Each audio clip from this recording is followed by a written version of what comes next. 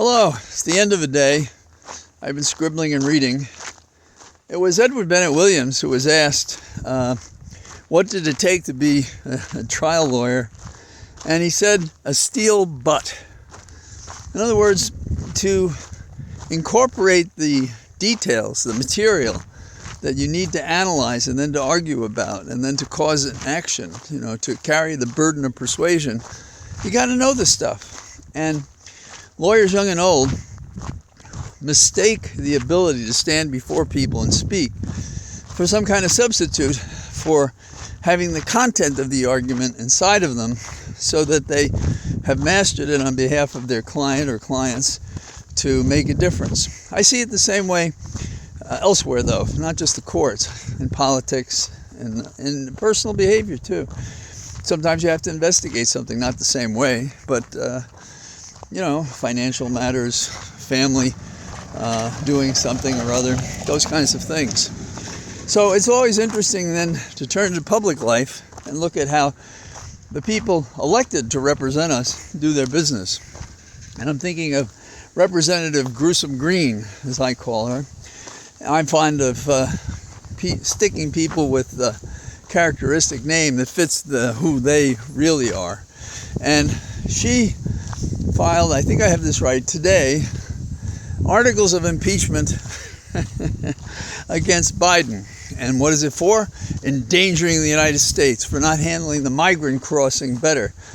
Ignoring the fact that the policy at the migrant crossing was pretty much Trump's, and Biden has been kind of restricted to do anything else. And in the days since we've been able to address it differently, there seems to be less pressure on the border. Now, I'm not there, I don't know that, but the official documents seem to say that. And there may be good reasons for it. And they have been preparing to deal with it. Now, they say these things. Have I seen it? How existential must I be? And the answer is, I'm much more reliant on something Biden says and his staff says because there are so many people covering them. And in this context, these things have been reaffirmed by reportage as opposed to misleading lies that are told by the Republicans. So that's the way I look at it. Does it have any life, her impeachment proposal? I don't know. We have the crazy Republicans up there, so anything is possible.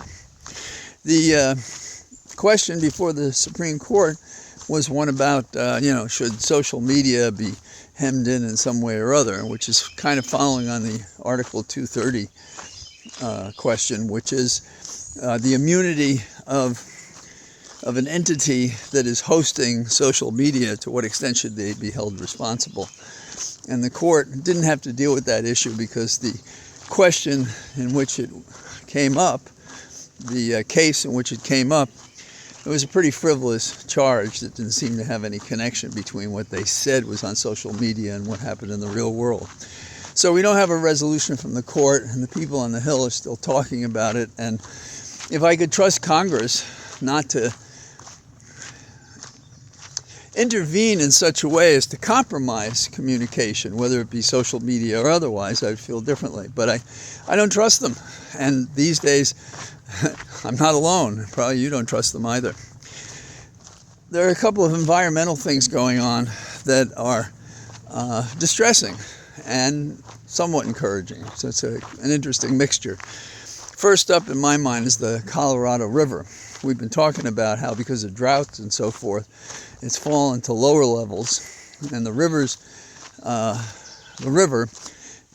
is the source of water, not just for large farming complexes, but also for citizens.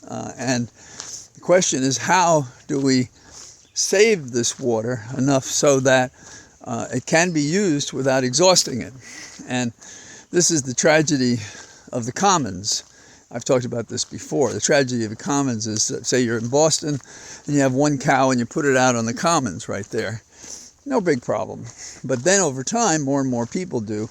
And then the limited resource of the commons, of the grazing pasture, becomes, impossible because there are too many cows out there trying to eat this, what was sufficient for one, which is not sufficient for others. Okay, so we have so many demands on the water, and now we have less water. So how do we deal with that? And the less water is something that's not going to go away. And that's something that's important to consider when you consider how they're considering solutions. Now, the immediate solution appears to be a short-term solution. There's a big surprise, in which farmers would leave fallow farmland so it didn't require the water, and the government would pay for the loss that they had, that they couldn't get anyhow because of the water shortage.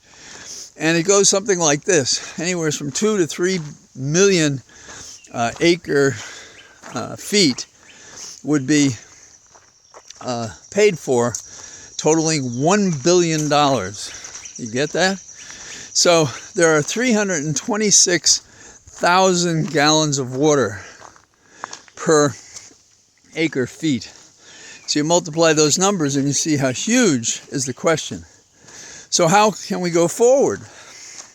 Because if this is what we do today, and we don't have an agreement, and other deadlines have passed, and the agreement now is hopefully by the end of the month, they'll be able to figure this out. Knock on wood. And we all have our doubts. And some are asserting property rights. What you're doing is you're paying us for property rights. You're telling us we can't use. Well, stop the music, because there was a lot of engineering and restructuring of the landscape to allow for the water people have used. So the property rights are dependent on a structure that increasingly does not conform with the drought patterns and the waste patterns of the water. So those who are constructive would like to have not fallow fields, but revisions in the irrigation system and lining the canals in such a way so that you don't have water loss that way. And there's resistance to that. People just want a payday. And it's pretty harsh, but that's really what it is. So that's one of our sad environmental questions. These are going to multiply. They're not going away. So how we handle this going forward is how we're going to handle the next one and the next one after that. Another problem we have, which is not so much about scarcity and waste as the Colorado River is, it's about coal ash. It hasn't gone away. Now, some of you may remember in, 2014, that there were 82,000 tons of coal ash waste spread over miles and miles of territory. And what it was is, I think it was Duke Energy, Dan Energy. They, what happened is the water first went into these artificial ponds, then they overran the ponds, and then the next thing you know, they were in the Cape Fear River. And this coal ash is dangerous to humans, to animal life, to fish life, you name it. And so that's the challenge. And the challenge continues to today. What are we going to do about it? Hard to say.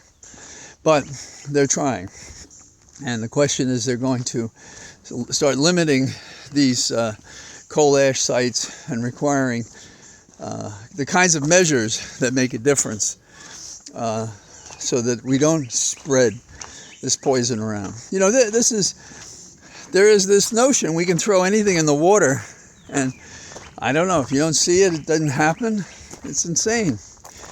When you want to talk about pig waste, they put it in these, they put them in these pools, and it sits in the pool, and then if it's not lined, it sinks into the earth. It's in the groundwater, affects what you drink.